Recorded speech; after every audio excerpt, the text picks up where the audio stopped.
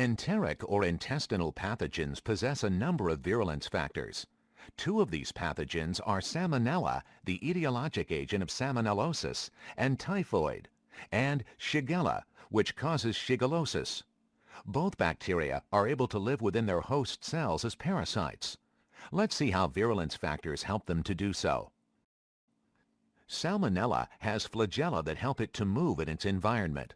Proteins on these flagella inhibit phagocytes, as do other proteins in its capsule and cell wall. It also has fimbriae for adherence to the luminal surfaces of intestinal walls.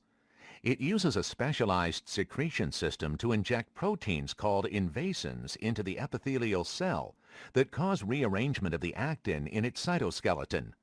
This rearrangement causes the membrane to ruffle, allowing the bacterium to be engulfed. Once Salmonella is engulfed by the intestinal cells, it remains in the vesicle, where it triggers an inflammatory response causing electrolytes and fluids to leave the cell. This results in secretory diarrhea.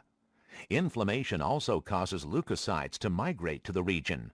When the bacteria are released from the epithelial cells, they either enter the bloodstream directly or by moving into phagocytes where they can grow.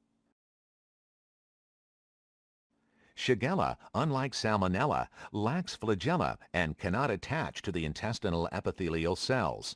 They can only enter by attaching to M cells, which are specialized antigen sampling cells of the intestine. Shigella also uses a secretion system to inject molecules that cause the M cell to take it inside. Once Shigella is inside the M cell, it passes through to the other side within a vesicle. The secretion system has also released proteins that induce inflammation, bringing phagocytes to the area. Shigella can survive within the phagocytes by escaping the phagosome. The inflammatory response breaks apart the junctions between epithelial cells, allowing Shigella to spread.